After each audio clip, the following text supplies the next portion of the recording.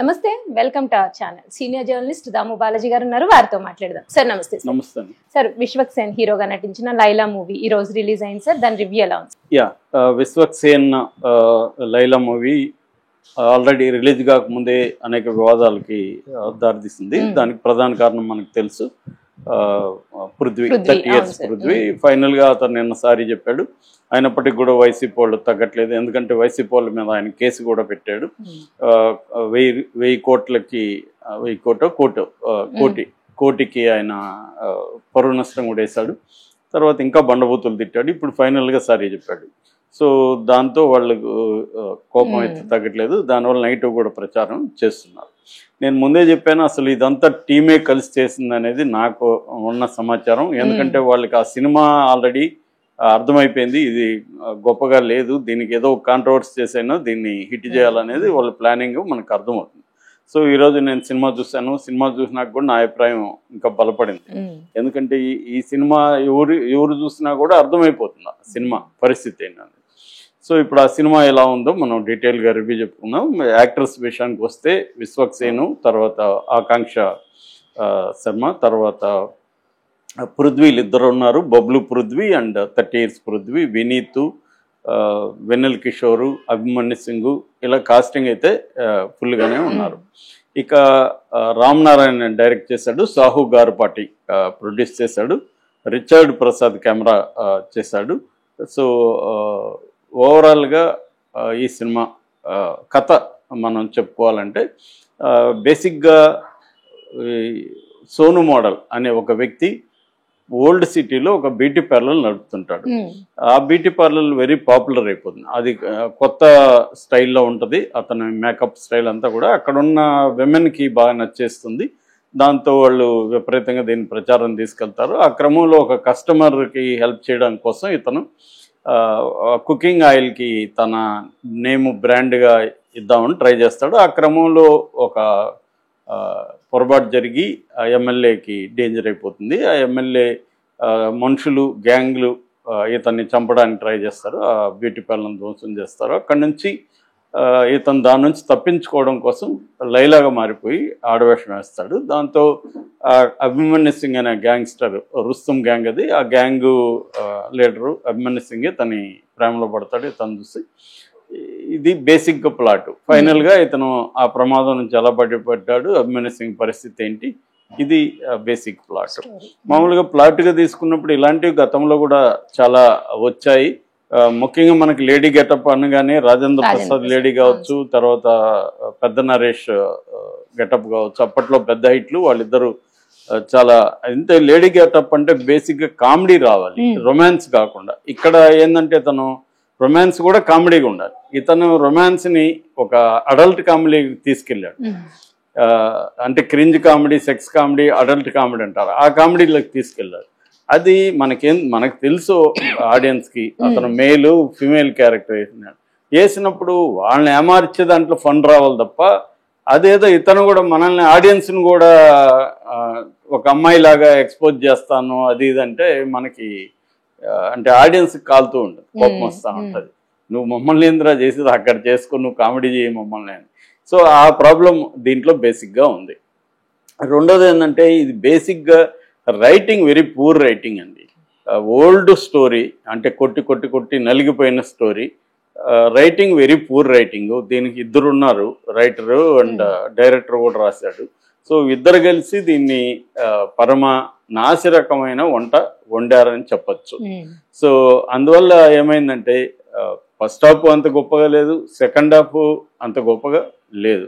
ఓవరాల్గా cinema రైటింగ్లోనే problem ఉంది. అంటే కామెడీ వర్కౌట్ అవ్వలేదు, ఎమోషనల్ సీన్లు అవ్వలేదు. వీళ్ళు చెప్పిన ఆయన విశ్వక్ సేన్ చెప్పినట్టుగా ఇది బూత్ కాదు, యూత్ సినిమా అన్నాడు. అది కూడా యూత్కి ఎక్కడ కనెక్ట్ అయ్యే పరిస్థితి లేదు. అందువల్ల ఇది సినిమా చాలా అంటే బలవంతంగా మనం రివ్యూ చెప్పాలి కాబట్టి కూర్చోవాల్సి వచ్చిందని మాత్రం చెప్పచ్చు. అదర్వైజ్ లేసి వచ్చేసే పరిస్థితి అయితే ఉంది. సో అది మేజర్ ప్రాబ్లం. ఇక దీంట్లో ప్లస్ పాయింట్లు చెప్పుకోవాలంటే విశ్వక్ సేన్ చాలా బాగా చేశాడు. లేడీ గెటప్ కూడా అతను చాలా శ్రమ కోర్చి ఆ మేకప్ గాని అంత మెటికులస్గా చేసుకున్నాడు, చాలా బాగా చేశాడు. విశ్వక్ సేన్ లేకపోతే అసలు ఇంకా నీచంగా ఉండేది సినిమా. విశ్వక్సేన్ పాపం దీన్ని కాపాడడానికి చాలా ట్రై చేశాడు, కానీ పూర్ రైటింగ్ ఉంటే ఎంత గొప్ప ఆర్టిస్ట్ అయినా చేయలేరు. మనం పెద్ద పెద్ద ఆర్టిస్టులు కూడా పూర్ రైటింగ్, క్యారెక్టరైజేషన్ పూర్గా ఉన్నప్పుడు వాళ్ళు దాన్ని లేపలేరు. ఒక మాదిరిగా ఉంటే వాళ్ళు దాన్ని ఎలివేట్ చేస్తారు. అసలే లేకుండా వాళ్ళు ఏం చేయలేరు. ఇది కూడా అదే ప్రాబ్లం. ఇక్కడ విశ్వక్సేన్ ఏ రకమైన పొరపాటు లేదు. అతని పొరపాటు అంతా ఇలాంటి స్క్రిప్ట్, ఇలాంటి డైరెక్టర్ని సెలెక్ట్ చేయడమే విశ్వక్సేన్ పొరపాటు. అంటే ఈ మధ్యకాలంలో చూస్తుంటే గ్యాంగ్స్ ఆఫ్ గోదావరి కానీ, మెకానిక్ అదేంటి ఏదో మెకానిక్ రాఖీ కానీ, ఇది కానీ వరుసగా విశ్వక్సేన్ ఎంచుకుంటున్న కథలు అతని సెలక్షన్ మీద మనకి డౌట్ వచ్చే విధంగా కనిపిస్తుంది అన్నమాట. సో ఇది కూడా అది అతను కొంత కేర్ఫుల్గా ఎంచుకోకపోతే కెరీర్ ఇబ్బందులు పడే అవకాశం కనిపిస్తుంది. సో విశ్వక్సేన్ బాగా చేస్తాడు. మిగతా చెప్పుకోవాలంటే కొంతవరకు మ్యూజిక్ బీజిఎమ్స్ బాగున్నాయి. 4 సాంగ్స్ ఉన్నాయి, కానీ అది అంత గొప్పగా లేదు, కానీ విజువల్గా బాగానే ఉన్నాయి. ఇక అనవసరంగా 5-6 ఫైట్లు ఉన్నాయండి. అది లెంగ్త్ ఫైట్లు. ఉండేదే సినిమా 2 గంటల 16 నిమిషాలంటే ఇందులో ఫైట్స్ 4 లెంగ్త్గా పెట్టారంటే మనం అర్థం చేసుకోవచ్చు. అంటే రైటింగ్లో చేతగాక దాన్ని ఇంక దేంతోనే నింపాలి, పాటలతో ఫైట్లతో నింపాలని ట్రై చేశారు.